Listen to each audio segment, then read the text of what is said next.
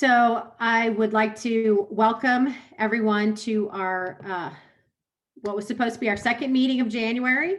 It's January 19th. It's Tuesday. We are here to listen to or provide feedback to 7 of our content committees per the agenda that I had sent out earlier. We unfortunately had to cancel our January 6th regular meeting, which if the committees can make the February 3rd, we will move the other 7 to the February 3rd regularly scheduled meeting. If you're just joining us, please go ahead and put your information, your name and who you're representing in the chat. And again, for any information or questions, comments, suggestions you have based on their progress memos, please, you can put information in the chat. We will get everybody to we'll try to get our committees to respond as much as possible to what we can, but given we do have 7 we're going to try to get through, we will capture that and provide that information to them so that they can respond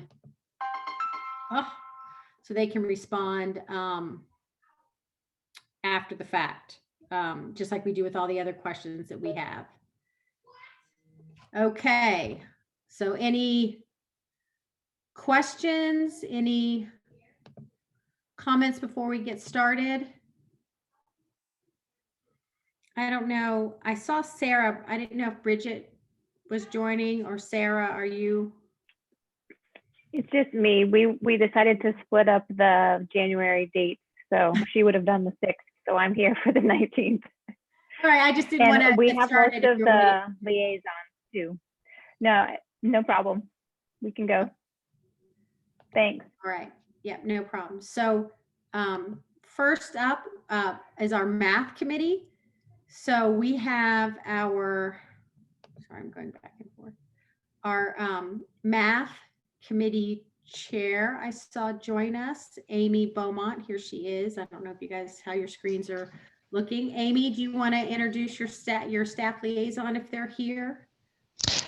Sure. Shannon Ellis has been our staff liaison for math. Extremely helpful. Thank you, Shannon. And my co-chair, Ron Fesco, is also on this call. Yes, and I realized I was on mute as well. Hi, everybody. Thank you, Amy. And yes, Ron is here as well.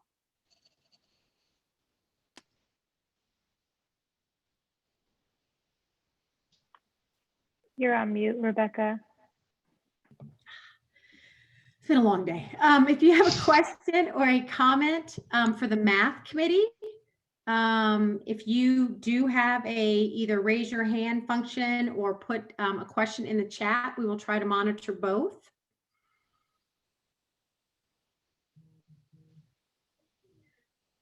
What? No questions or comments on math? Anybody? Maybe this won't be a long meeting. I thought it was going to be a long meeting. I have one comment. And this actually is something that runs through almost all of the reports. But on page 3 of the math, by the way, the math one was really interesting. I mean, they're all interesting. Where it says one elementary school parent said it would help to group students in math classes according to their math needs. The lack of the importance of co-teaching and co-taught classes, I think is critical here. Especially in distance learning. I mean, it's critical in in-person learning, but when trying to differentiate math to a wide range of kids, I mean, and you see this in the GFAC report too, having 2 teachers in the room to help with that, I think, is key, and that runs throughout. It's just a thought that runs throughout the math thing.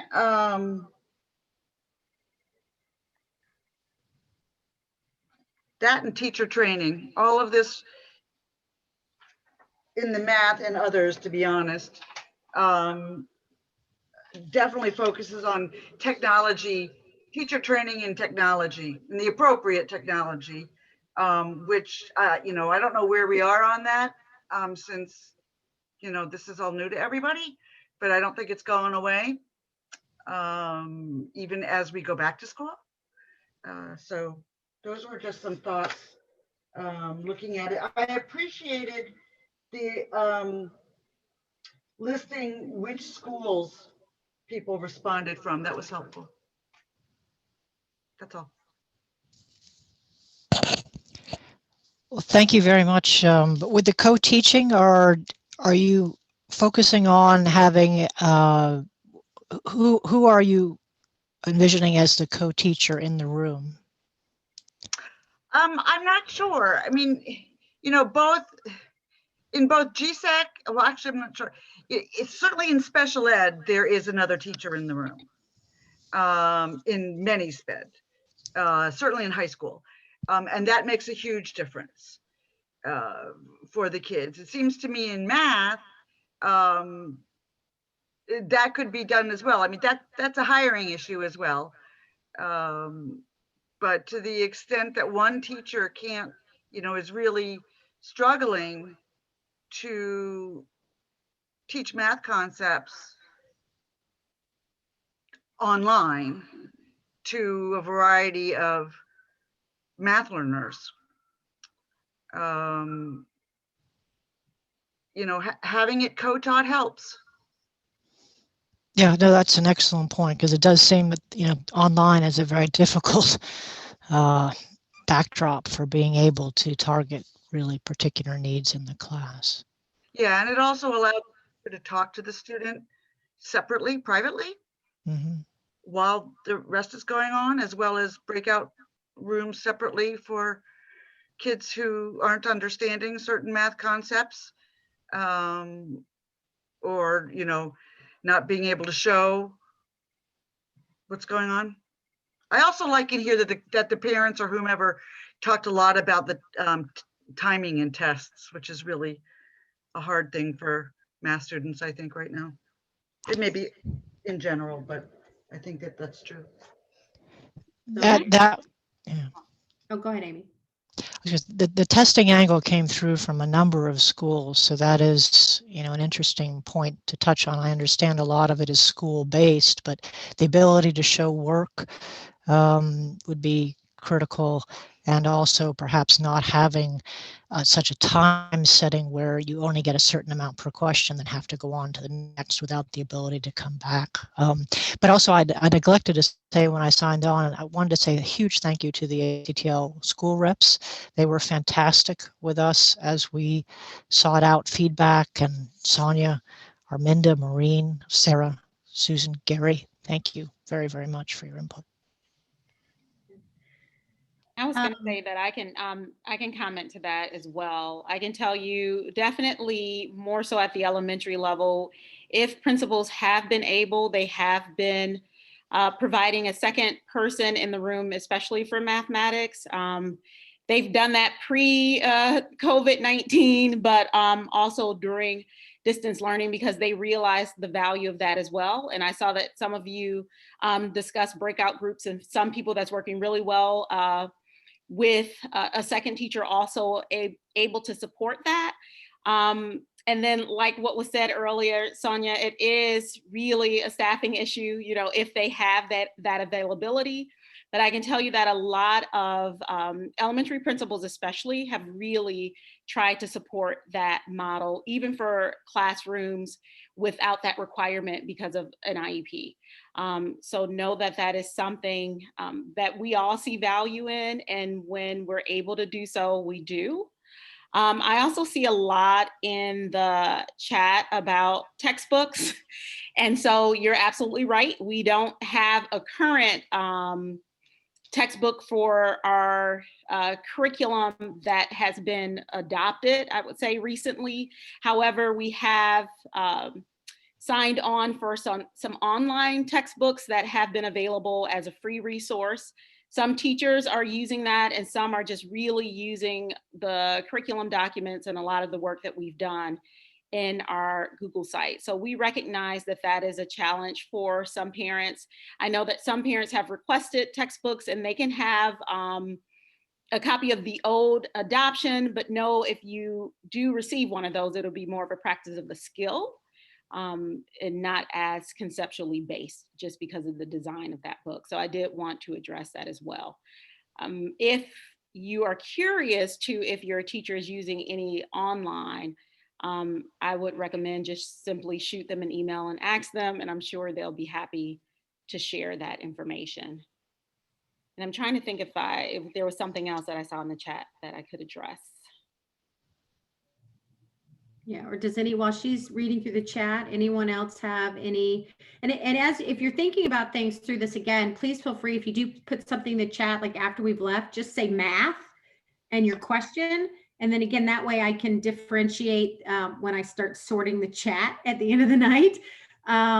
You know, if you have something you want to come back to on any of these content areas, just put the name of the committee and the question. And again, we'll make sure it gets sorted appropriately. Anyone else? I don't see any hands raised.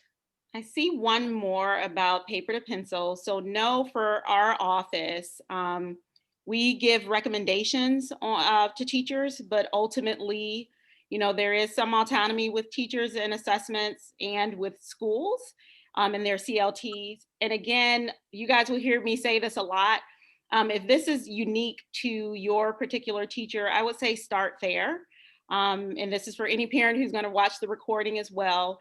If your child is having a challenge or you notice that they don't have the opportunities to show their work, and you feel that the multiple choice assessment is not fairly demonstrating what your child understands about the mathematics, please, please, please reach out to the teacher to express that. Know that that's not guidance from us as far as that's the only way that you can assess students. So start there, and if there's a challenge in that regard, again, then seek the administrator. Teachers really want your child to be successful. They want to hear what's really not working, and if they don't hear it, they don't really know. So I would say always start there if it's something that's really not working for your child. And I would say, you know, constant multiple choice assessments is not something that really gives a child a way to demonstrate their understanding, but maybe that's not the only way, and maybe they do have other ways that they're assessing. So reach out to get more information and to express whatever concern you might have. That's always going to be your best step, because teachers are very, very open to hearing any concerns and making sure that they're doing things to meet your child's need. But also, there are probably some things that you're not aware of, and that's just a good way to just get additional information on assessments as well. Shannon, isn't there technology that allows teachers to see the students' work? Yes. Yes. I don't know what percentage of teachers have this ability to see how the kids are doing the problems or understanding the math, but I would think that that would go a long way in some of the issues raised in the memo. Yes, absolutely. And yes, we do have that technology available. Okay. Any other, yes, Karen, did I see a real hand? That's a real hand, as well as the other one. Let's see, let me get rid of the other one first. I have a question about, I guess, the survey that's referred to throughout this particular report, as well as some of the others. And it talks about, it gave the number sort of for each school, a number of parents and teachers who participated in the survey. And then some had discussions, and sometimes it was given to the PTA, although it doesn't indicate how many. It was just several, parents discussion at PTA and several teachers. So I looked at where they talked about teachers are posting videos and notes, which is helpful. All schools were surveyed. Now, there isn't another item or topic where all schools were surveyed. So I wanted to get some clarification about how or why that occurred. And if in fact, when you put them all together, all schools were surveyed on each topic. That's- Yeah, so it was, we did our best and our committees, did their, kind of did their best. It was a little, very dependent. The committees working with their staff liaison with Right. what they were able to do. And we were sort of, working obviously with DTL overall about, again, what we could share and not share, surveys, not surveys. So it is not the same per committee. And like I said, so that's just kind of where we ended up with the committees, really having a lot of autonomy, and again, just kind of doing the best they could with where we were in the pandemic, and trying not to book with too much. So I'm gonna, if you again keep putting comments in the chat, Yeah. I am going to move us on, and we may run over a little late, and I apologize. I'm usually a very big stickler on time, but I want to make sure we have an opportunity to get through everybody tonight. So, so next, Kate Merrill, I think, Kate, are you on for our English Language Arts Committee? I believe I saw you. Yes, I'm join. here. Okay, somewhere, I don't know where you are. But if you want to introduce your staff liaison. Yes, Lori Silver, I think I saw her on here as well. Yes, I'm here, Kate. Thank you. Hi, Lori. Hi, Kate. So if anybody has any questions, comments, again, suggestions around the English language arts area, topic, feedback, Kate and Lori are here to listen and maybe answer some questions. Oh, and thank you, Amy, and thank you, Shannon. I apologize. Moving on here. No problem. Thank you.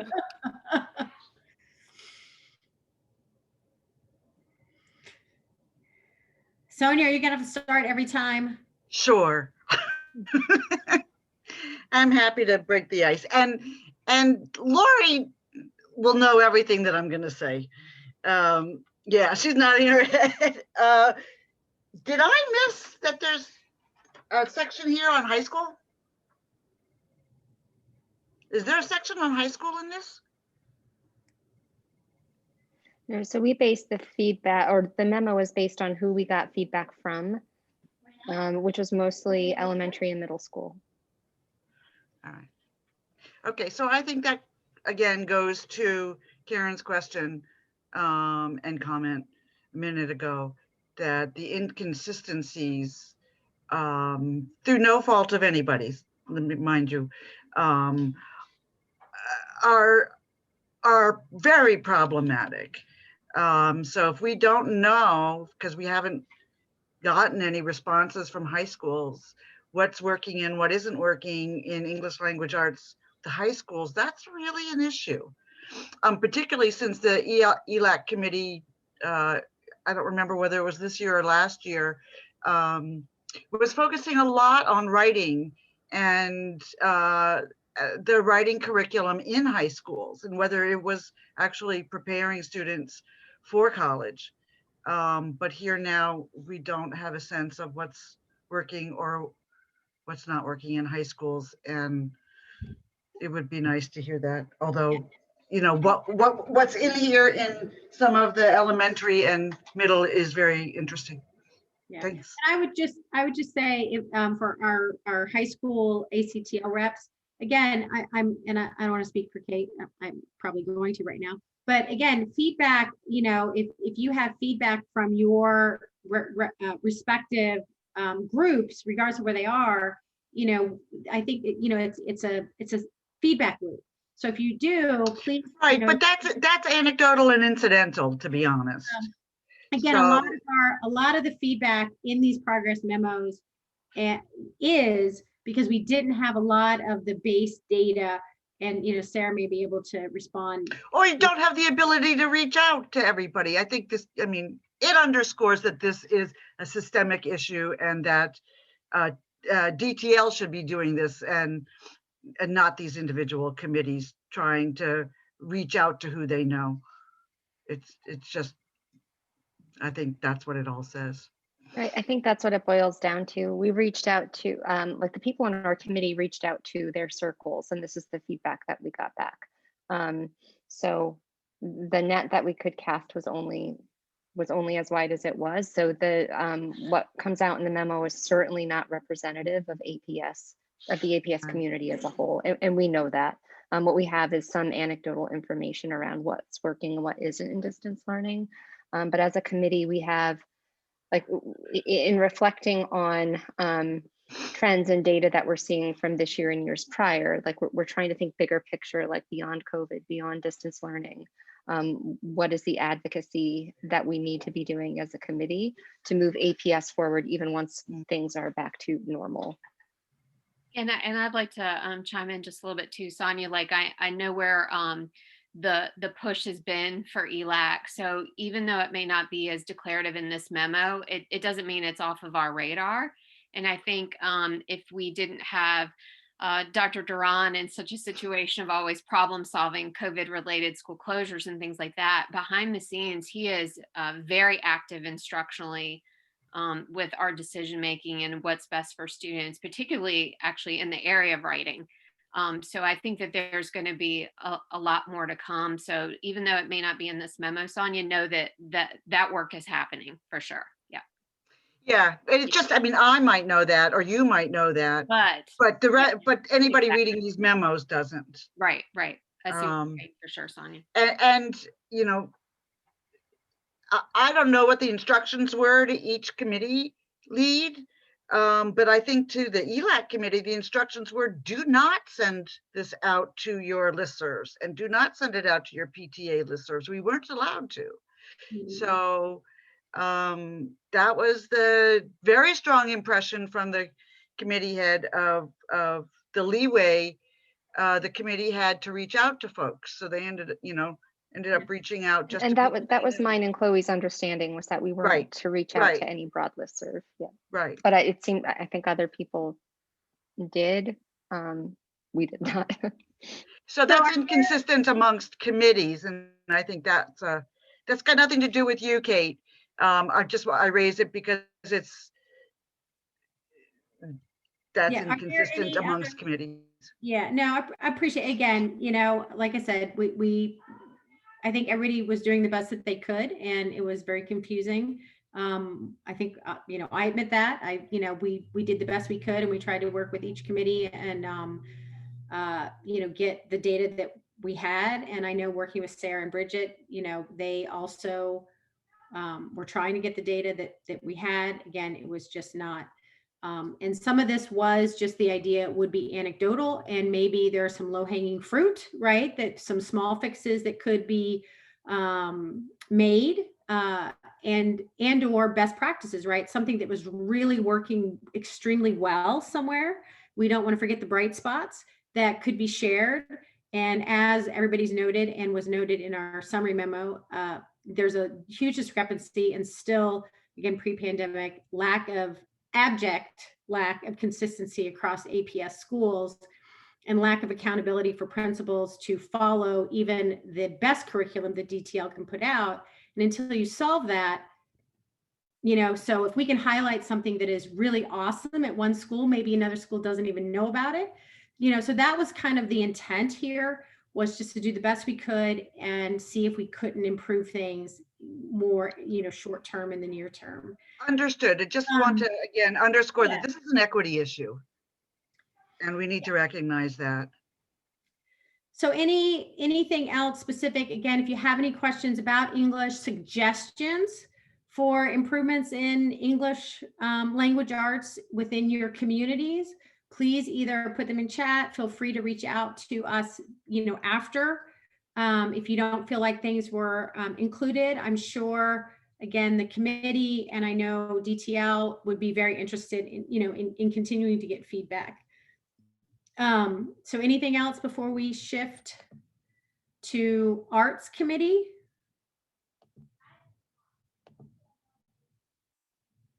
Okay, well, thank you so much, Kate and Lori. Really appreciate you guys spending the time for the memo and joining us tonight. And I know, the hard work continues, so really appreciate it. Rebecca, can I point out just one quick thing about our memo that I wanted to make everyone aware of? There were a few comments in there about balanced literacy, and that's just something that I want to raise for the group that, part of the work that we're doing this year, in addition to trying to understand what's been effective in distance learning, is really pushing APS to move away from balanced literacy, which there has been a push away from that.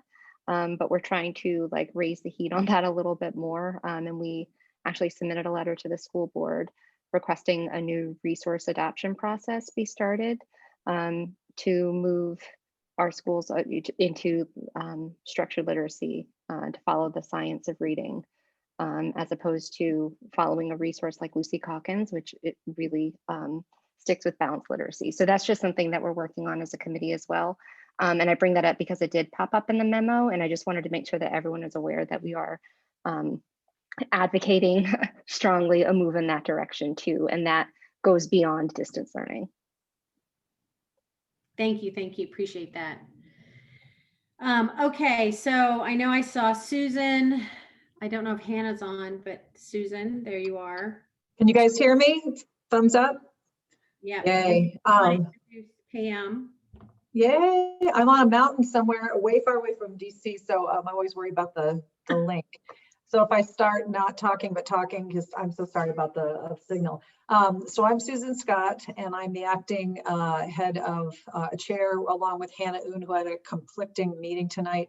I'm absolutely excited to introduce our staff liaison, Pam Farrell, who is the supervisor of arts education. And I think Pam has been with APS for more than 20 years. I've worked with Pam for 8 years on ACTL. And, I think that one of the things I'll tell folks is that the strength of our arts, I think, is one of the incredible strengths of Arlington Public Schools. They are outstanding. And I was really happy when talking with Pam and other folks on the committee about what they've been doing with distance learning. And I'm going to point out something very quickly to folks, because I know we're not talking about the budget yet, but one of the things that I was really happy to see was that they have collaborative planning and weekly lead teacher meetings. They do this with all of the different curriculum. I'm pretty sure I'm going to see if somebody can, if other members of APS, but when you have lead teachers, they're given a stipend, it's a budgeted amount, and then they get online, or they used to get in person, and they talk about best practices and what's going wrong at your school and how can I help you out. And that's been critical in this dramatic shift to online for the arts. I mean, I just kept thinking this is going to be a disaster, and it hasn't been, and that's just an incredibly important thing. At least I haven't heard any negative stories from parents yet. I did want to look at, I've looked at, it looks like we've got about 10 schools with representatives there here tonight. Thank you to you parents who volunteer. I used to do that for Wakefield and TJ. 3 of the high schools, 3 of the middle schools, and about 4 of the elementary schools. I'll put my email in the chat. If any of you have parents who want to ask questions about what's going on with their arts curriculum, I've sent out emails and I've tried to reach out, and I haven't been able to connect to parents. And maybe that's good news. Maybe everything's going well, but we'd like to hear more from parents if they have questions. So I'll put that in here shortly. And now we'll just be quiet, but really hope that you guys found some stuff in the memo of interest. And I'd be interested in knowing if any of the parents there raise their hands and say, I have a kid who takes art or music or theater. I would be interested in knowing that. Jenny? That was just a raising hand that I have a child who takes music. Oh. Yes. You have it right in front of me. Yeah. Randomly. Anyone have any questions, comments, suggestions to share with Susan and Pam? Pam, you're doing a fantastic job. Arts is just great. There was Pam, where was the article about Arlington Public Schools? The teachers are doing an excellent job. So they're the ones who are delivering instruction and trying to build new curriculum and equitable resources for students. So we are grateful for all of their work and all the parents who are assisting in virtual learning and supporting the arts. And we're feeling pretty good about it. And so we're in a good place. Thank you. Yeah. And so I'm just kind of looking at the chat. Kelly, again, I'm not one band, one chorus. Okay. I don't know what that means, but I don't know if Yeah. Pam and Susan, you guys do. Sure. And Jay's nice to see, because HB Woodlawn is all about the arts, right? So very happy to see that. And I don't know if anybody had any questions. We got into some of the nitty gritty issues that we've gotten into before about, budgeted items. And we all know this year is going to be a terribly difficult year with budget. So, it might be something to look at later, but I still was very, I found that Pam's feedback and stuff that, because part of what the arts is how are the kids doing? And then the other part of it is how are the teachers doing? And we always want to be able to retain good teachers in all of those fields. And so, one of the things a couple of years ago that we looked at was the amount of money that art teachers were spending of their own money on school supplies to pay for things. And the middle school visual arts teachers were spending more than $250, $300 a year because they weren't given the same kind of line item that the elementary school. So my point on that is that we do get into a little bit of that has more to do with the impact on teachers, but we would all, I'm sure, agree that that's really important. I'm not on camera. I'll wait for Natalie. Go ahead, Natalie. Hi. Thanks. It's good to see you, Susan. Good to see you, Natalie. I wonder if I don't see it here. Have you done an analysis in terms of the discrepancies of sort of, Title I, not Title I? Are the already wealthy schools the ones that seem to be getting more resources for arts? Because that kind of point, I think that does raise an equity point in addition to the overall equity point of different schools having different levels of funding. Yeah, and Natalie, it's an excellent question. I mean, it's there's some of this is anecdotal, but I was a parent. My kids have graduated. I had a kid in Wakefield, a kid in Yorktown, and a kid at W&L. Don't ask, it gets confusing, but I was amazed to see the amount of money that were in the at that time. And this is again, people 5 years ago. But North Arlington schools had more money in their PTA budgets, and they had different programs, and you had programs at less affluent, higher assisted lunch. When I was on the working at Wakefield as the parent rep to ACTL, we had $5,000 annually in our PTA budget, and that was it. So yeah, I mean, I think that there always is going to be an equity issue, and that was really, and again, there were 5 middle schools we were looking at, and I don't remember, actually it was blind. We didn't know which middle school teachers were telling us that they had more money spent, so I can't tell you that. But I do think an equity issue on art supplies, and my argument, and again, this was 2 or 3 years ago, we keep bringing this up again, is I said, art supplies is not about having a picture on your refrigerator. Having art supplies so that you can have a rigorous program in middle school is to make sure that those art-driven students don't give up on this, and they see that it has career potential and that they can do that. And the day that I was giving that speech to our old superintendent, I was interviewing a W&L graduate who had a visual arts degree from VCU. And my point was, she got good training here. We should give our teachers what they need, and it certainly should be equitable. And I'll let Pam comment on that if she's got any other details. No, I just want to clarify a couple of things. The committee's focus on the dollar amount for art supplies was based on the funding that teachers get at their school site. It wasn't a discrepancy between PTA, supplemental, or anything. The committee was looking for a baseline, the way elementary schools have, for a dollar amount per student or per course that would be consistent across the county. So I just wanted to clarify that.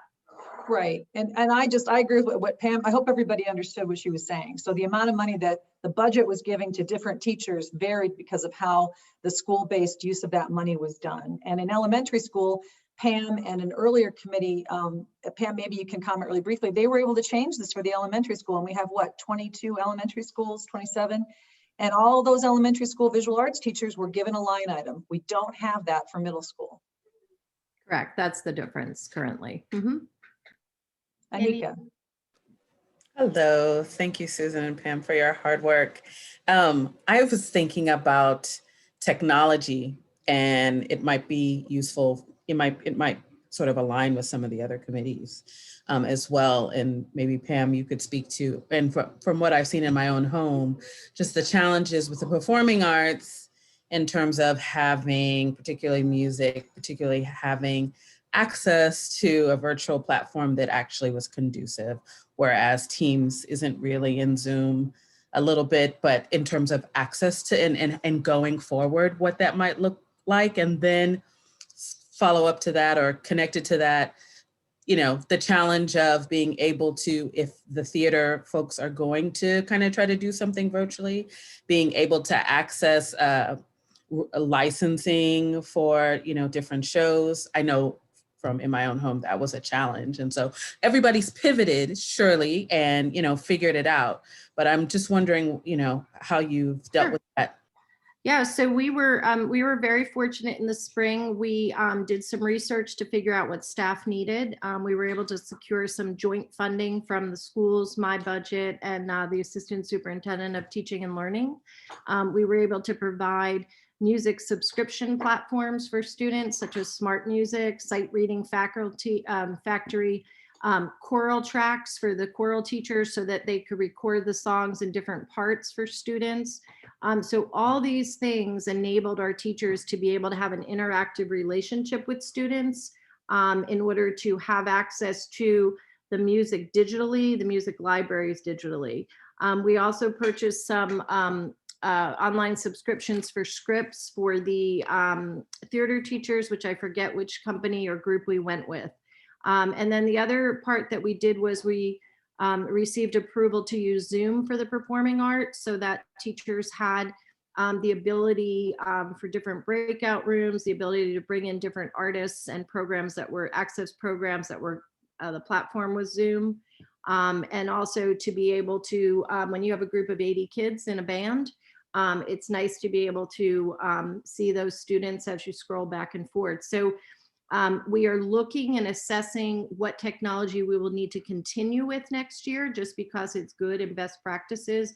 And now we're up to the level of understanding some of the things that are out there for us to use, and some of which we won't need based on going, you know, more into an in-person setting. And then finally, Anika, to your question, what we did was we provided training to all teachers on iMovie, using Adobe, using Final Cut Pro, and one other to create virtual performances. And so every teacher has the ability to get that software, to have the training, and to produce some type of virtual performance, some of which have been featured already at the school board and on different websites. So we've been pretty aggressive and equitable in providing this for all staff to be able to feature students. Where we run into some inequity is when students sometimes don't have two devices to be able to listen and record, et cetera. So we've tried to troubleshoot some of that, but it's a constant learning experience for all of us. Yeah, thank you. Great conversation. Always love to hear good things about the arts. So if anybody else has any feedback, again, comments now, later, you know, email, you know, Susan, like I said, we're going to make sure all the comments get to the individual committees. If you don't have an individual committee chair, you know, again, you have my email, feel free to send comments to me. If you want to reach out to a committee, I can connect you if you don't have that information. But we appreciate it. So thank you so much, Susan. Thank you so much, Pam. Thank really you. Sincerely appreciate all your effort to make sure we don't forget about the arts during, you know, such a difficult instructional period here. So now we're going to move on to our Equity and Excellence Committee. So I know I saw Kasim, you have disappeared from my screen. There you are. Okay. Yeah. And I think I'm pretty sure I saw Carolyn somewhere. If you'd like to introduce Carolyn. So we're really excited. This is our first ACTL Equity and Excellence you know, committee that's a standalone committee just from DTL's perspective. The superintendent has his own committee, as we talked about before, but so we're thrilled to have Kasim and Carolyn join us tonight. Yes, my name is Kasim Davis, and I chair the Equity and Excellence Committee. And my staff liaison is Miss Carolyn Jackson, soon to be Dr. Carolyn Jackson, from Equity and Excellence as well. And so just so you guys know, I know, again, this is a new committee, and we spent a good amount of time meeting as a group, just trying to identify what we should actually look at and focus on for this year. When we initially met, the conversation was very fruitful. Folks wanted to discuss a lot. Mrs. Jackson had to remind us that we had limited time and limited resources, and so wouldn't necessarily be able to tackle or really take on a lot. So we decided to focus on two main areas, which is outlined in the actual progress memo. So with that being said, I'll be quiet and I'll take any comments or critiques that you guys may have, and we'll go from there.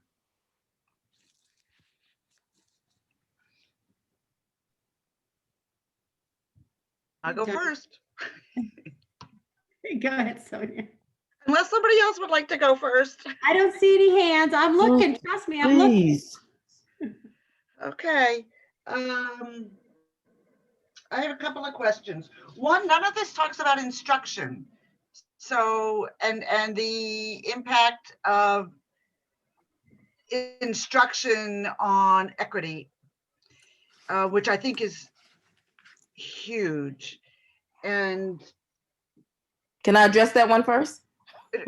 Let me just finish. Okay. And then yes, I get that a lot of this is focused on strengthening the Equity and Excellence Office, but I don't know whether that office is the expertise of that office is in instruction per se, as opposed to other things that are, well needed and important. So much of what we see in what we call, whether you want to call it the opportunity gap, the achievement gap, the non-equitable results, have to do with how we approach instruction. And so I think that's important to look at. The only other comment I have here, because we talk a lot about the enhanced college and career readiness, which I think is really important. I'm having just gone through that myself with my son. And two things. For the boys in the cohort, cohort is only available to minority boys who have a certain GPA threshold. And I think that you're losing a lot of kids who actually really need the reinforcement and the help and the weekly discussions. That's true at Wakefield. I don't know whether or not it's true in the other high schools. Okay, I'll stop there. Thanks. I'm going to let Carolyn and Kasim respond, and Jenny, I see your hand, so I'll come to you next. Okay, so thank you for this evening, giving us the opportunity to speak. And one thing I want everybody to remember is that equity is a shared responsibility in every office and everybody that's on this call. And so narrowing down the focus was challenging, because we all participate in providing equitable practices for our students in meeting all of their needs and challenges. The question that had to do with instruction, my team has an array of talents and expertise. So I have staff on the team that are instructionally focused, and I have ones that have a stronger background in student supports. And so what that means is that combining the two and working on providing professional learning for staff is something that helps with leading instruction and instructional practices. A good example would be examining grading and equity and grading, or a culturally responsive framework that we're getting ready to take on with the detailed staff and other members of our school community to audit some of the curriculum, and so that we can be better in supporting all students, not just our Black and Brown students, but also supporting our students that are coming and speaking different languages, and our students that have different family structures. And so leading that work in the curriculum framework audit is instructionally driven. As far as the cohort at Wakefield, that is just one group that serves underrepresented population. That's just one example of how we support kids. And so there are other opportunities and there are other clubs for students to have voice, but also get support that's aligned to college and career initiatives, but also that's aligned to workforce readiness. And For being able, boys? I'm sorry? For boys? For boys, there are other opportunities for students to get involved. It doesn't have to be cohort it's been branded because they've been in existence over 15 years. But there are other groups at Wakefield and other schools that support students. So cohort is not the only thing that supports boys. That just happens to be one of our most famous, popular, has made the paper. And so, but there are other groups that allow students to be successful and make connections and build relationships also. Yeah, so, and just, I want to make sure we get, and like I said, definitely Kasim and Carolyn, you know, we can come back, and if you put stuff in the chat too, Sonia. Sure. Remember, because we can then come back and get some more additional information to provide to you. So if anybody does have something they want to make sure it gets to the committee and the staff liaison, please put it in the chat because I'll disseminate it. So Jenny, and then Courtney. In the memo where it talked about college and career readiness and needing more dedicated staff, just for my understanding and to know what to help with advocating for, at what level is that staff needed? Is it central office? Is it in the individual schools or somewhere else? Great question. So right now, our staff FTEs go from a 1 to a 0.2. So it's not distributed. There's no science to how we calculated FTEs at a school. So for instance, HB Woodlawn has a 0.2.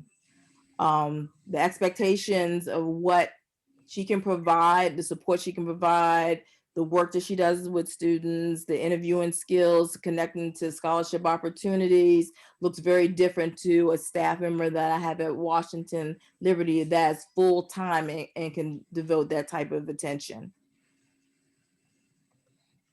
Thank you. Courtney. Thank you for the question. Hi, and hi, Dr. Jackson. Great to see you Not yet. tonight. Soon, we're counting on it. So for those of you who I haven't met, I'm Courtney Reeve with Aspire After School Learning, and we provide daily after school and summer programs to kids who are affected by the opportunity gap, or because they're with us, hopefully not so much, but certainly at risk of falling into the achievement gap. And we've, since the fall, we've been offering full day in-person programs. And I'm acutely aware that unfortunately Aspire is one, if not the only option available for kids who do not have resources to be a part of the market rate programs or parts of pods, or to have nannies or sitters at home. And so there's both a workplace equity issue because the families we serve aren't able to return to work oftentimes because they have small kids at home, as well as an education and academic equity issue because we have kids who don't have access to the additional learning supports that many of our more resourced families across the county do. And so, you know, certainly Carolyn and I, you know, we've been in touch, and I applaud your office and your team. And I know one of your team members is also an Aspire board member, and we work closely together. What I just wanted to call up, and I guess I ask everyone to think about, and certainly Carolyn, any thoughts that you have on this, is that one, we know that third graders of color last year, in the most recent year, we had nearly 50% of Hispanic third graders failed reading. We had a little over a third of African-American third graders fail reading, with third grade, fourth grade reading proficiency being a key predictor of high school graduation, we had nearly half economically disadvantaged third graders in the county fail reading. This is for the 2018-19 school year.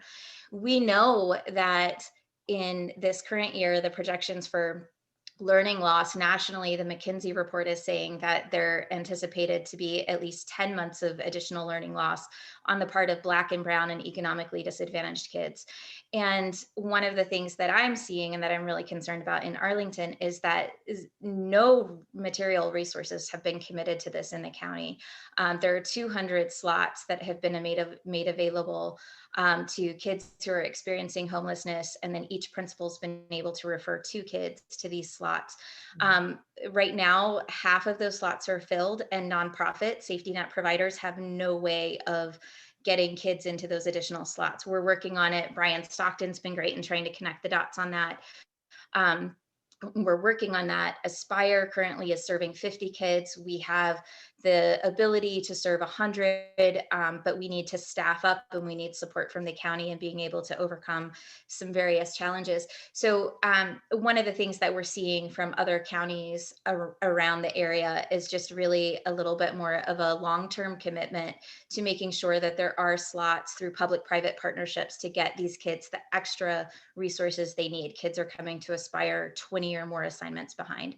So I just want to, one of the things that I have seen as I've had conversations with community members is without fail, almost no one is aware that there is very little additional. The teachers are doing a great job. I want to be really clear about that. They're phenomenal. They're working really hard to support these kids, but these kids need a lot more than that.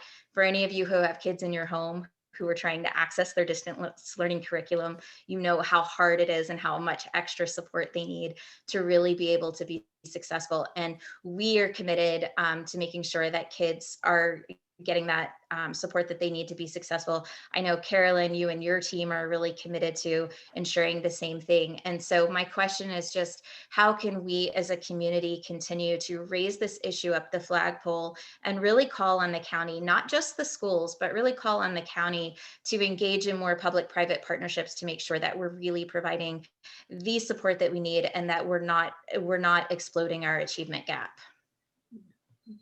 Thanks so much. And if you have any of that data, I'm sure if you share it or have links and want to put it in the chat and or send it, or if Carolyn has them, again, I have no doubt that the community here would be very interested in in seeing that. So thanks. So I don't know that I don't know, Carolyn or Kasim, I'm not sure there was you can answer on behalf of the county at this point, but I just can tell you that we do have several community partners.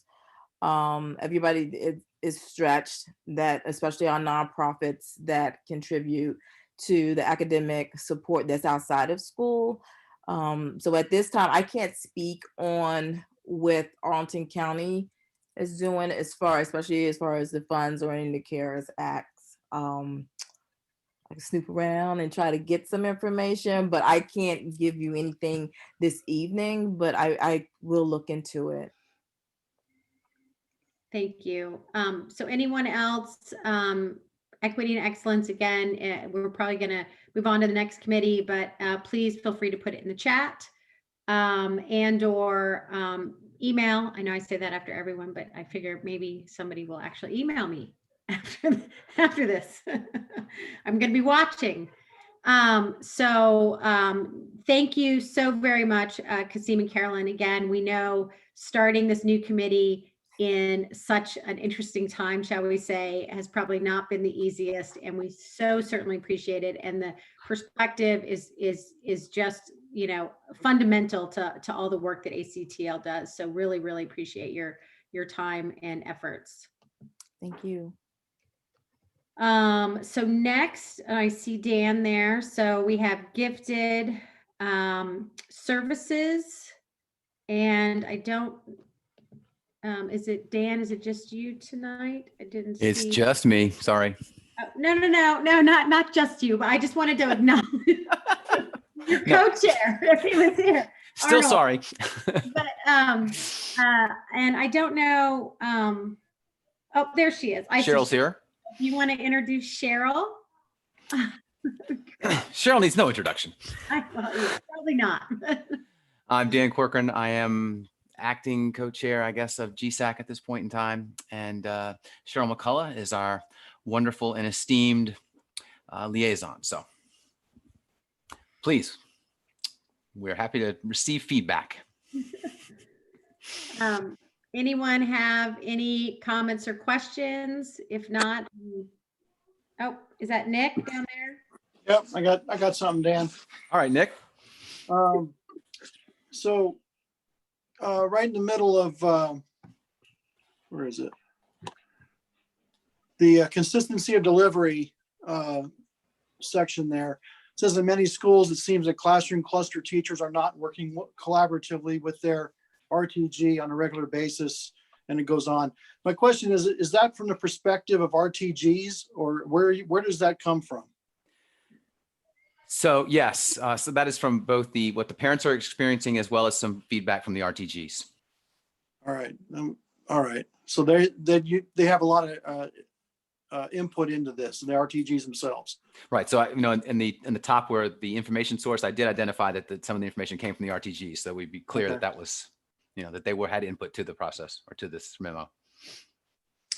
And I don't know if you want me to clarify anything with that, Nick. Well, I mean, it's parents have just for a long time.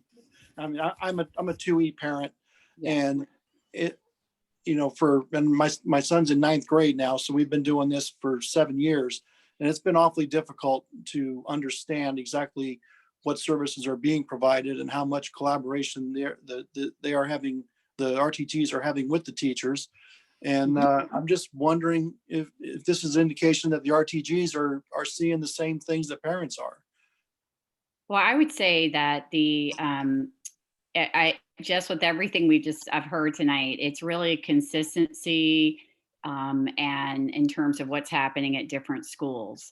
And so the expectation is that the cluster teachers are differentiating for advanced children and for all children. And the other thing that the expectation is from my end and from DTL is that we're offering critical and creative thinking opportunities for all children, because I'm hearing a lot about the equity talk, and I think that's really important. I know my committee is very committed to that as well, of offering all these engaging opportunities for more children for talent development. But what the resource teachers, some of them are reporting, is that, they don't, cluster teachers are supposed to be planning with them, but sometimes they don't have to. So it's really about the resource teacher trying to, make friends and say, hey, I have this stuff, or what do you want to do, and start planning. So it's really, we've done a lot of training with the resource teachers on coaching and how to coach people differently based on what that person needs and not what one person needs. So really differentiating their coaching. I know the math office does that as well. And so it's really because it's not sort of a mandate, but a very strong suggestion, it is a little bit of inconsistency. But I will say, and I think Dan and anybody that's been on the committee, we've seen a huge growth in a lot of the quality of the planning, the quality of the resources actually getting into the hands of teachers and actually being used. Sorry, I didn't mean to dominate. No, that's good. Thanks, Cheryl. I got one quick question, and then somebody else can go. It says, as of December, 680 webinars have been viewed and subsequent reflections done by APS staff, and you have over 30 webinars loaded. How does that break down for how many teachers are represented in that 680? Because if a few teachers viewed all the webinars, then that's just a few teachers. But if a couple of if a bunch of teachers just reviewed maybe 3 or 4 webinars, then maybe that's a better cross section of teachers using it. How's that break down? I'm happy to break down it by school if that's something the committee is interested in. It was a wide range across schools. But I'm happy to follow up with those numbers if you'd like. Thank you. Anyone else? I don't see any Zoom hands raised. Okay, I see Sonia. Okay, this was a really interesting, I mean, they're all interesting, but this one was too. I have 2 questions just about what things are. And then also it talks about your office publishing information bi-monthly that goes to all families.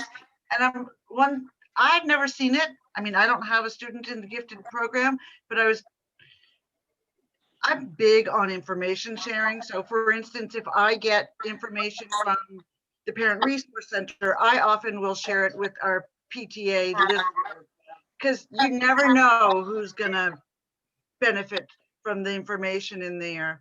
So I wonder if that's available to be shared. I don't know how broadly it's shared. But to very specific. I can answer that really quickly. Okay. So Bridget Loft puts this, it's gifted, special ed, and English learners, and we put together, information bi-monthly, and that goes out through the Office of Community Relations. So it actually goes to everybody. If you get any email from APS, so it might just not be, you might not recognize the title. Because it goes to every person in Arlington, and then it's also on the Engage page. That's what the community, because I had in the beginning, it was just going to be just go to special ed, just go to L, just go to gifted, and we decided no, let's get everybody this information because there's some Sarah, I'm sorry, Sarah just posted in the chat that it's a school talk message that goes out. I've never seen it. And I get a lot of stuff coming in. I've never seen it. I would love to see it and share it. Thank you. I'd love for you to too. I've never seen it. Well, we can, and I'm pretty sure the PRC stuff only goes to SPED families. They told me that. And I would love to see the PRC stuff. So that's oh my God, you should. Yeah. I mean, there was a school talk message that came out in September. That was a message from the Department of Teaching and Learning. So that was the first one. So unless you are actually looking for it, it is just going to look like all of the other APS communications that you get that you need to sometimes dig through to find. I've never seen it. I would love. I can put the link in there too. Oh, that'd be great. Okay. So 2 quick questions. What is a differentiated instruction progress form? I'm really curious about that because who knows how that could be used to benefit all kinds of teachers and students. Mm-hmm. And also, I just don't know what the APS collaborative cluster model is. And I wonder if you could talk about both of those. Dan, you want me to take these? Because you know it more as well as I do now. I don't want to dominate. Oh, well, I mean, Cheryl, you know this better than I do, but the differentiated instruction progress form is a form that's filled out by elementary and middle school teachers that details the steps that they've taken over the quarter for meeting the needs of the gifted child, what extensions they've provided, what assignments, what work they've done with the RTG, et cetera, to expand upon what the normal classroom work would be. And it's a form that basically is given with your report card. So when you go in for conferences, you're going over this and whatnot, and it's filled out by the classroom teacher and the RTG together, and it just provides feedback on exactly what has been done to meet the needs of the gifted student in the classroom. Cheryl, you want to expand upon that? Well, I would say it's so since some states have an IEP for gifted, but we don't have an IEP for gifted in Virginia. So it's sort of like an IEP for special ed, even though it's not obviously as detailed and that like that. So it's just trying to just help parents understand some of the extensions and the planning that's going on specifically for their child based on their needs. Not in high school? Excuse me? Not in high school?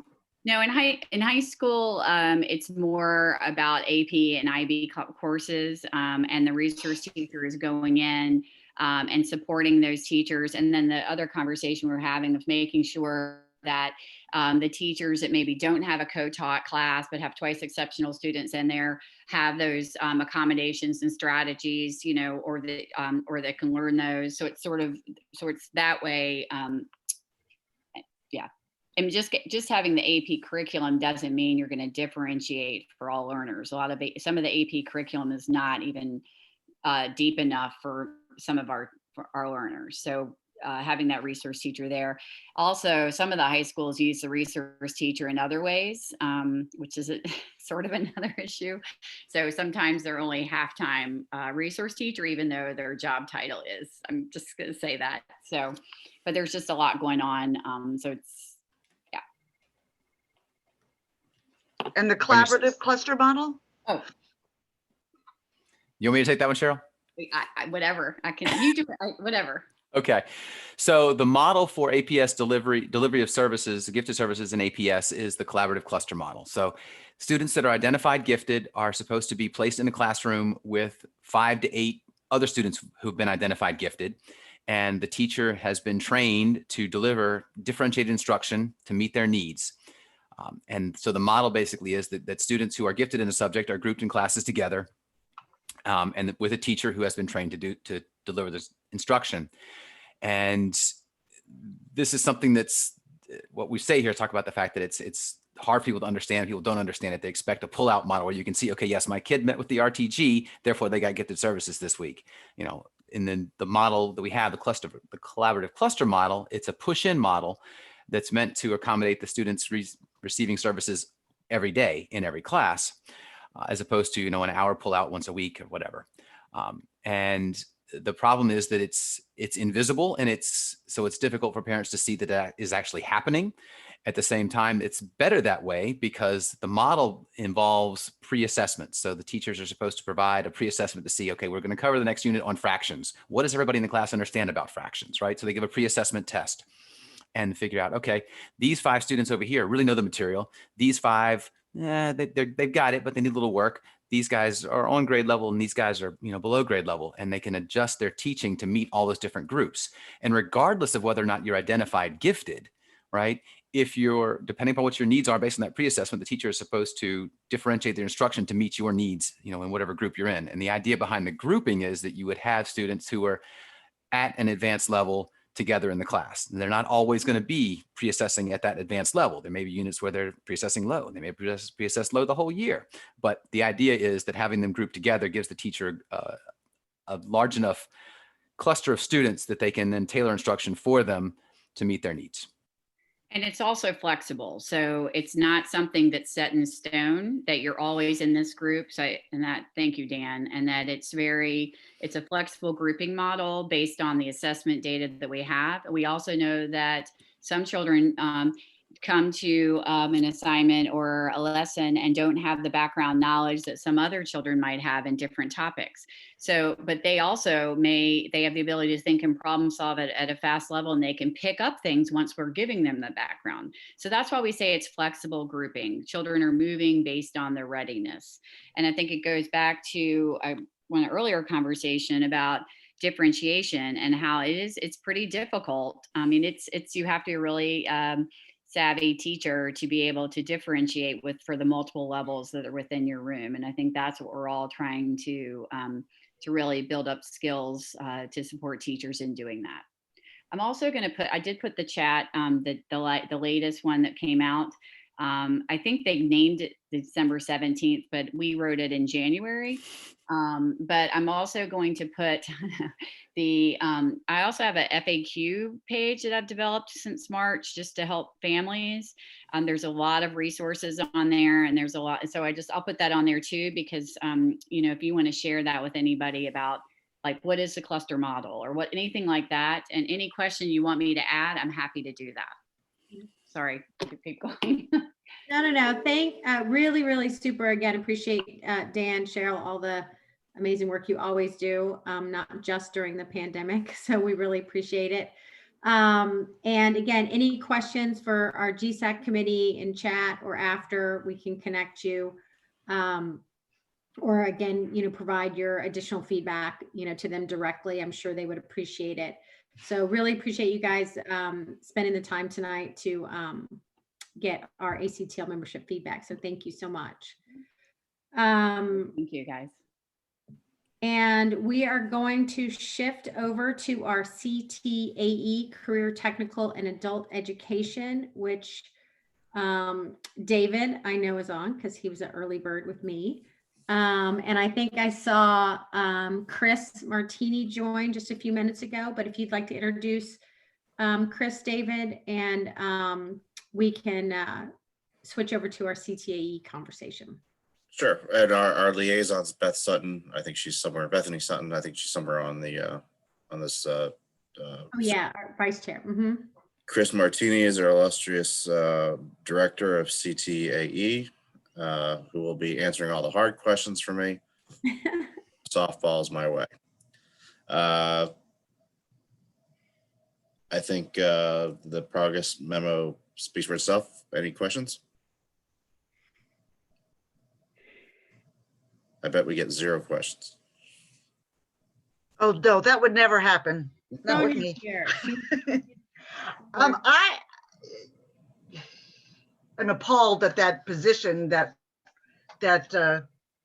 we talked about 2 years ago still hasn't been funded, staffed. What I don't get, what I'm not sure I get from this memo, and maybe you could talk about it, really is what is and is not working in CTE.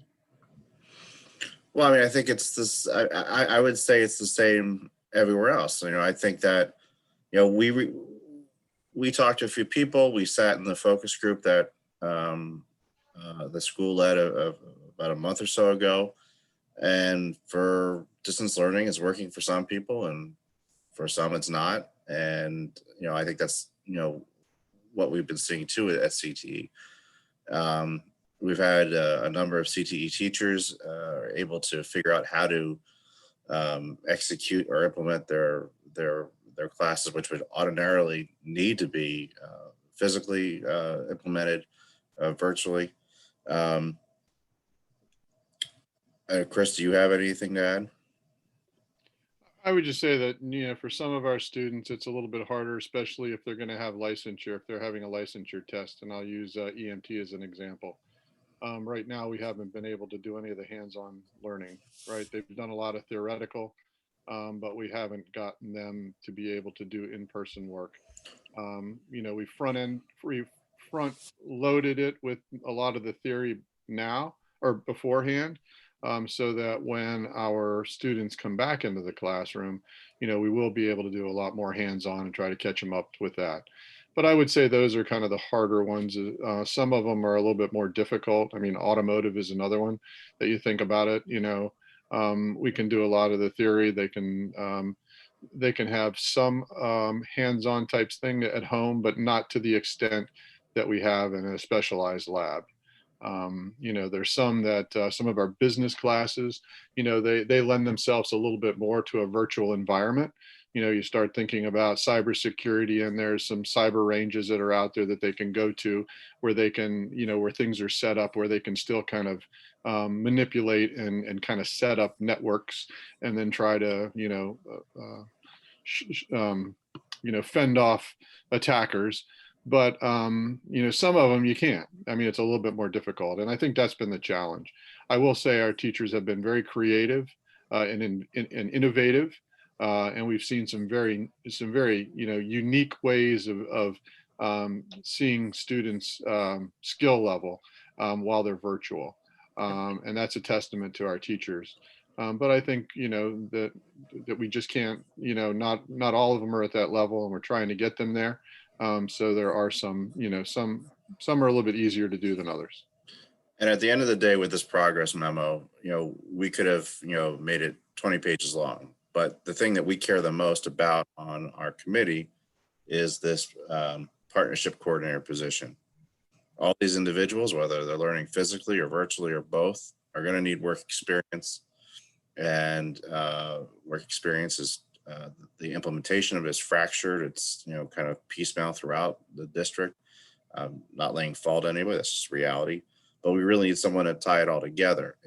This position is a key to the success, not just of the CTAE program, but it could be a key to success for all seniors and at APS, down the line. It's just vital. And so I personally, as a chair, I did not want to get lost.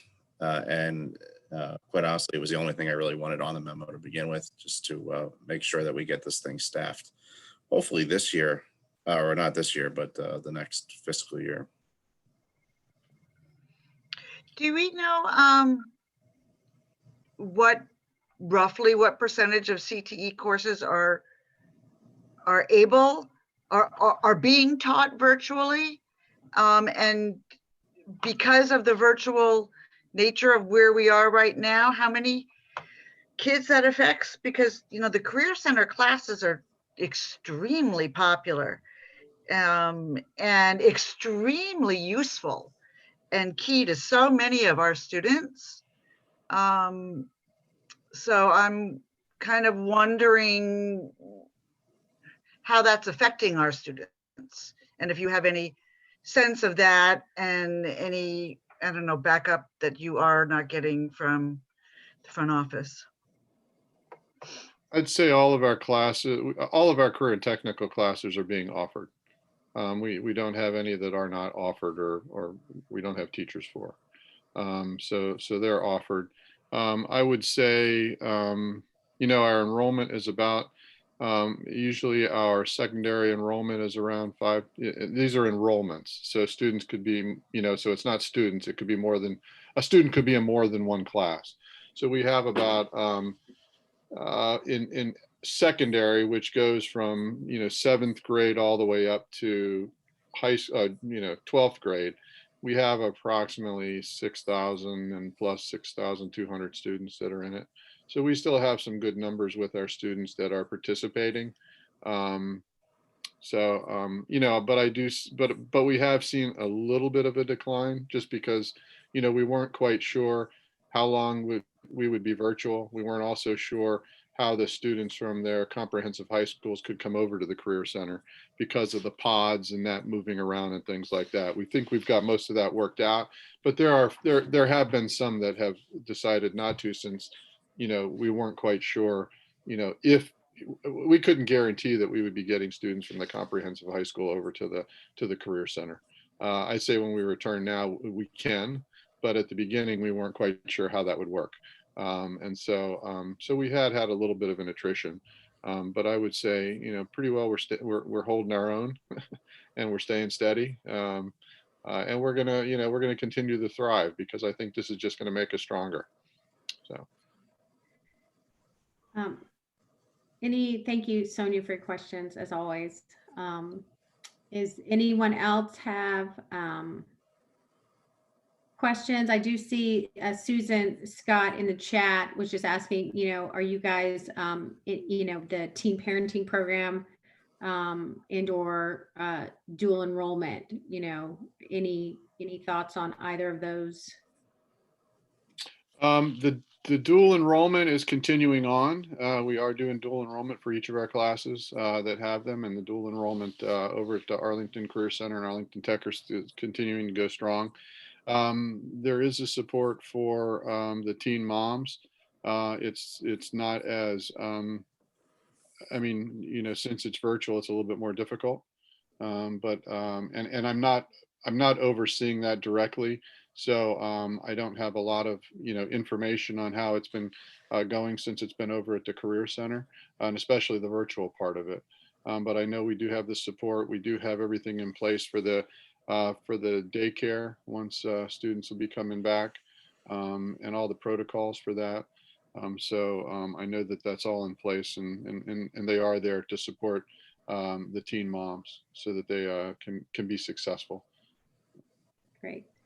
Any last questions or comments for David or Chris? Excellent, thank you. Feel free to put them in the chat or reach out afterward. It sounds like the partnership coordinator benefits a lot more than just our CTE classes. So thank you for that. And so thank you, David and Chris, for hanging with us. And again, for, again, years of amazing work on our CTAE committee. So appreciate it. And last, but very not least, and I am so sorry, this was a total random order. And Carrie, I apologize. And if I can ask everybody's indulgence to, we're probably going to run over by a few minutes. And I think people know I'm usually a stickler for time, but I would really appreciate if we can hang on for an extra 5 or 10 minutes and have a great conversation about our social studies committee and again, the great work they do. So I will turn it over to Anne to introduce Carrie. Yeah, hi, I'm Ann Paris, co-chair. Oh, there's Carrie. Hi, Carrie. And we'll try to make this quick because I know everyone's tired. I'm going to give a very, very brief, stirring speech about the importance of social studies to make sure you all are awake. So I just want to stress that we don't want this subject to be seen as a sort of extra nice to have topic. It's a really important topic, and teachers who've been able to teach the moment this year have had some, let's say, powerful but difficult material to work with. And our democracy is in a fragile state right now, and we as a nation have work to do, and we need to include our students in that work. Okay. Anyone have questions on our progress report? I know I just left everybody stunned and speechless with my stirring remarks. Anybody? I don't see any virtual hands. I don't. Oh, I see Jenny's real hand. Okay, go ahead, Jenny. Thank you. Sorry, by the time I find the raise hand button. All right. Can I ask about, first of all, I second what you say about it's not an extra subject. It's very important.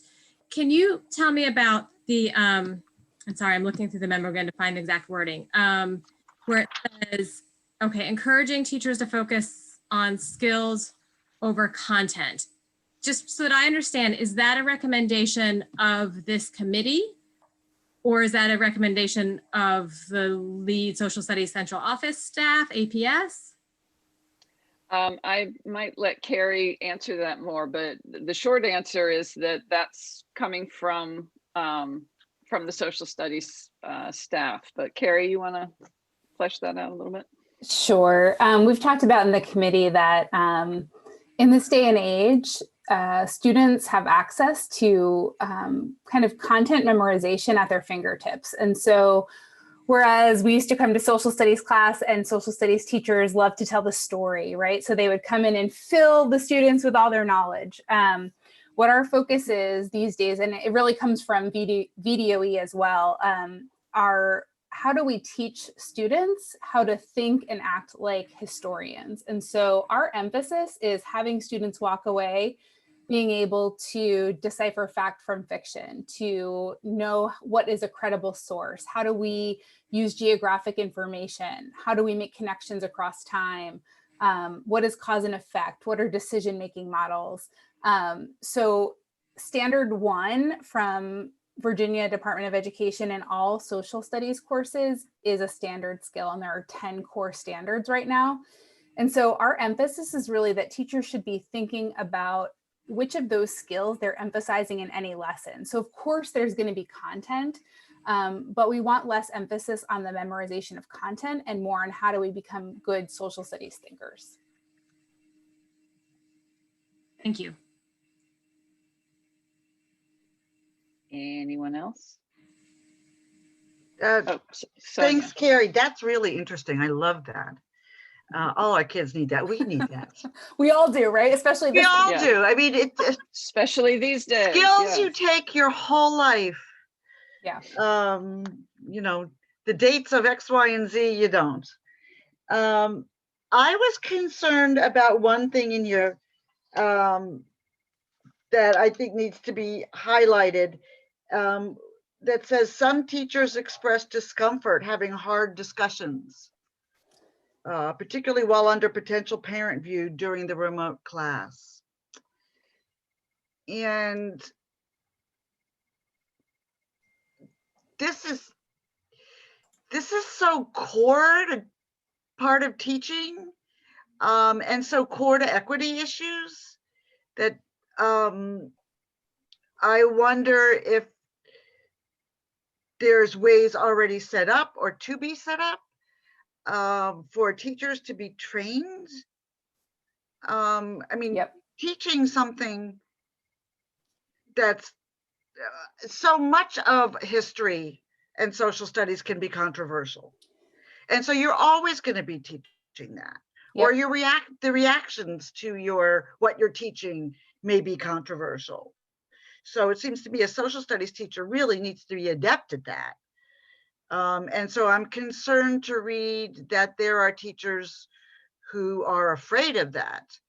And we need to provide them with the skills, the teachers, the skills. So I think some of it comes down to the fact, and sorry to jump in, Anne, let me know if you want to. No, go ahead.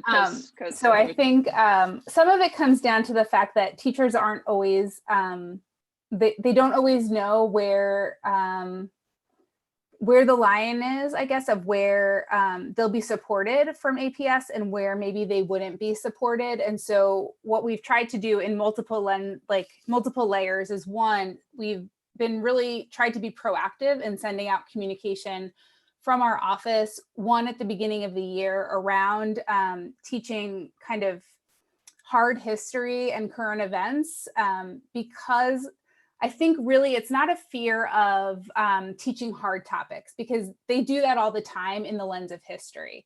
I think more of it comes from current events and a lack of fact-based dialogue and discourse. And so in a class where perhaps a student may come with an opinion that they really feel strongly about, but don't have a fact-based argument to support that, they really want support in how do I kind of, they're trained to acknowledge student responses and want to validate students. And I think the difficulty in some of the recent current events and histories is, how do I still value student contributions to class while clarifying untruths and things that aren't grounded in actual factual information. And so that is something that we are ongoing talking to teachers about and including in our professional learning. And so I think it's really just a growing journey. It's not that teachers aren't doing it, they do it on a daily basis, but I think they want continual reassurance that we have their backs in that. And so I think that that's just been something we've been trying to do in saying, here's how you approach these things, here's how you stay in neutral territory, even when it's difficult to stay in neutral territory.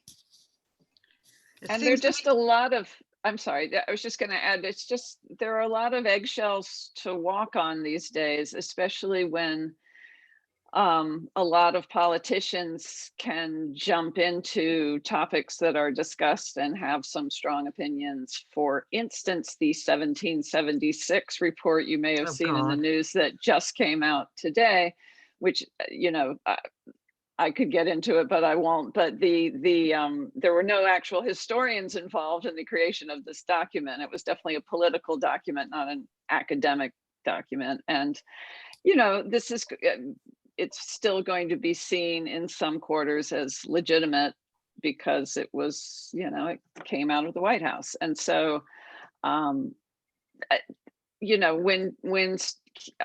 fortunately, we live in an area where we're not going to get bombarded with that angle too much, hopefully.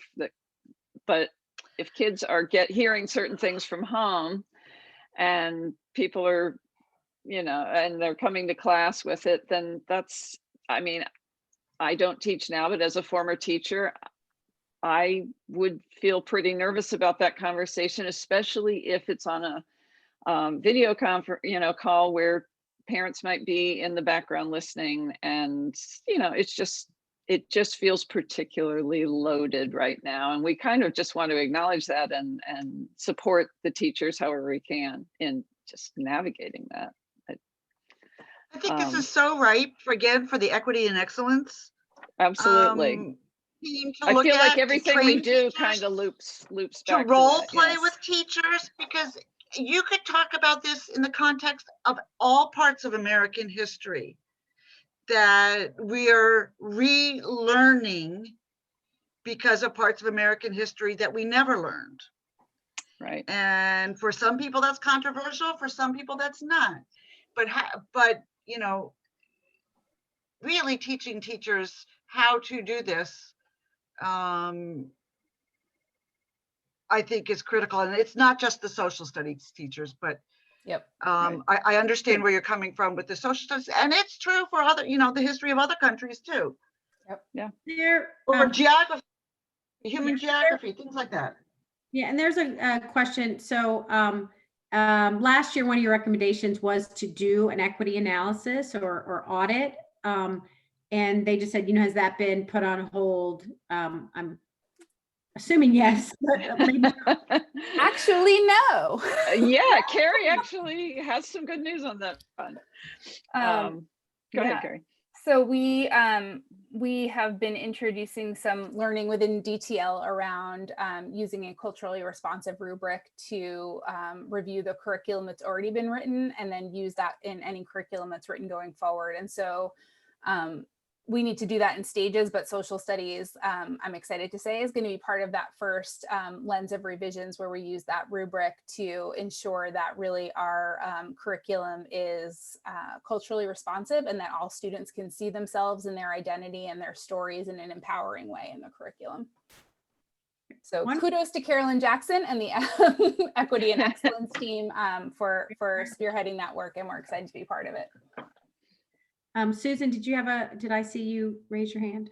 Well, no, I'll be very clear. I don't have children in the school system, but in the report, it sounded like some of the things that are the low-hanging fruit to fix. But I know that all these teachers have incredible stresses. But can you comment on any improvements in consistent use of Canvas so kids know where to find their information? And then that one comment about late posting of assignments in time for Mondays, asynchronous learning. That just seems like an easy thing to fix until, you know, so can you comment on that? Because when I see stuff like that, I'm like, well, I hope that's easy to fix. Can that be, is it a system-wide or just a few parents that you had comment in your Well, we definitely feel like this is a not just social studies problem. And I was in some ways putting it in here so that it was one of many voices. Especially when feedback we were getting from parents tended to be more, here's my general issue with distance learning right now. Some teachers aren't doing this, and this is happening, and Canvas is really hard to navigate. Canvas has come up. It was in the right. Return to School task force and the November focus groups. It's already come up in this new task force and the memos. It is probably, along with the consistency and accountability issue, one of the most thematic things right. we see and hear. And so I don't know if Sarah, I don't want to put you on the spot, but I am hopeful that it is, we will see some improvement, you know, given this.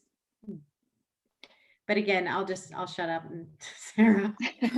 So I'll just add on to what you said. As you mentioned, Rebecca, it's come through many different venues, right? Sometimes through the progress memos, we've heard it from our focus groups. We're talking about it on the distance learning task force also. So we know we had at the beginning of the year put out sort of the Canvas expectations to say, here's how, you know, if not now, when do we need some more consistency so that when students are navigating their different periods, they're not going into science and it's organized one way and going into social studies and it's organized a different way. So some common landing pages within Canvas. So we know that there is still some variability there. So it's definitely on the top of our radar. We've published it and we said, here are the ways that teachers can become more proficient in the use of Canvas. So it's clear that there's more work to do there. So that will not obviously be the end of it.